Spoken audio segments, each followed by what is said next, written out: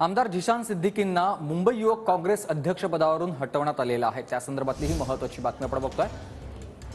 मुंबई युवक काँग्रेस पदावरून झिशान सिद्दीकी यांना हटवलेलं आहे।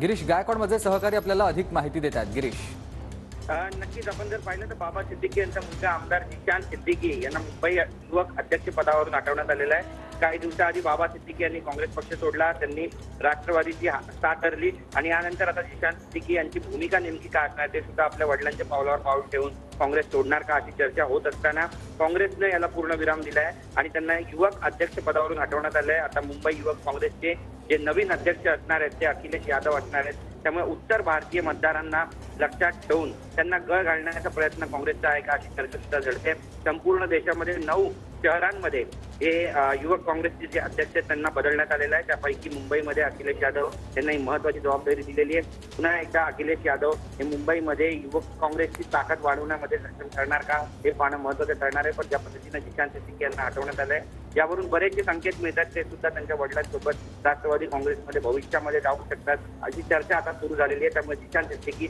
यांची नेमकी भूमिका काय असणार आहे, ते काँग्रेस सोबतच राहणार आहेत, काँग्रेस सोडणार आहेत, दुसऱ्या पक्षात जाणार आहेत हे पाहणं सुद्धा तितकंच महत्त्वाचं ठरणार आहे। मुंबईतील बांद्रा अत्यंत महत्त्वाचा मतदारसंघ आहे, त्यामुळे झिशान सिद्दीकीच्या भूमिकेकडे सगळ्यांचं लक्ष लागलं आहे। नक्कीच, धन्यवाद तुम्ही दिलेल्या सविस्तर माहितीसाठी।